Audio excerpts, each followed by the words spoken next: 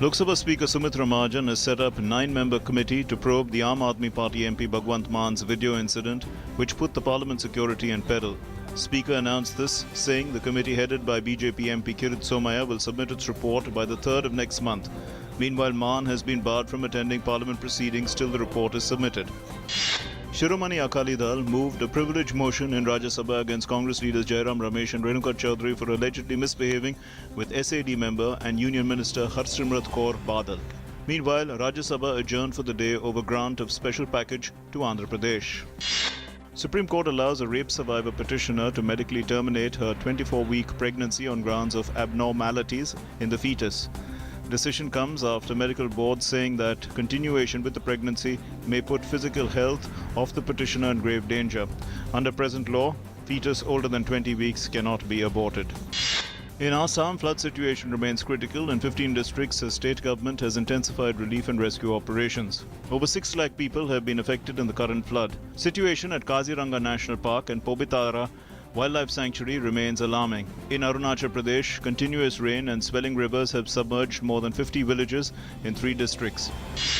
With a view to improve the international standing of Indian Institutes of Technology, IITs, the IIT Council has decided to provide opportunity for the eligible foreign students to study in the IITs. For this purpose, it has been decided to focus on the neighboring countries like Afghanistan, Bangladesh, Sri Lanka, Nepal, Bhutan, Maldives, Singapore, UAE and Ethiopia. Supreme Court has issued a notice to industrialist Vijay Mallya over a contempt petition filed by banks for not disclosing his assets. The banks have alleged that he has not given full details of his assets. The court also gave time to the Debt Recovery Tribunal to complete the hearing in the Mallya loan default case. Bollywood actor Salman Khan has been acquitted in the 18-year-old Black Buck and Chinkara poaching cases by the Rajasthan High Court. The court, in its decision, said that there was no evidence that the animals who were found dead were shot by Khan's licensed gun. Earlier, High Court had reserved its verdict in the case after hearing on May 13th this year. President Pranab Mukherjee completes 4 years in office today. To mark the occasion, Prime Minister Narendra Modi will inaugurate Phase 2 of the Rashtrapati Bhavan Museum in the presence of President, Vice President and other dignitaries, which include governors. The inauguration of Phase 2 of the museum will complete the Rashtrapati Bhavan Museum complex. The search for the Indian Air Force's AN-32 aircraft has intensified after satellite imagery pointed to possible floating objects. A total of 12 naval ships and 4 Indian Coast Guard vessels along with 17 aircraft from the Indian Air Force, Indian Navy and ICG have been mobilized for this operation.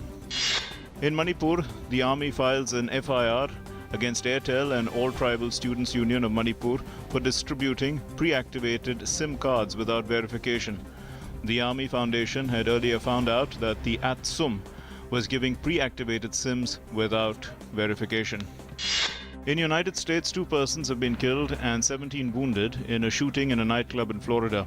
A teen night was on at the club when the shooting erupted. Some of those targeted were as young as 13, reports suggest. Witnesses report over 30 gunshots at the scene. A suspect has reportedly been detained and another is on the run. In Iraq, a suicide car bomber killed at least 14 people, including women and children, packed into a minibus at a checkpoint outside a central Iraqi town. A police officer at the scene said most of the victims died inside their vehicles while waiting to enter Khalis, about 80 kilometers north of Baghdad.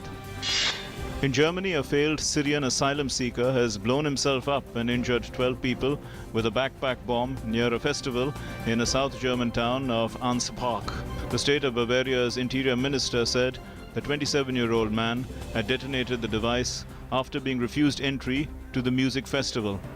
About 2,500 people were evacuated from the venue after the explosion.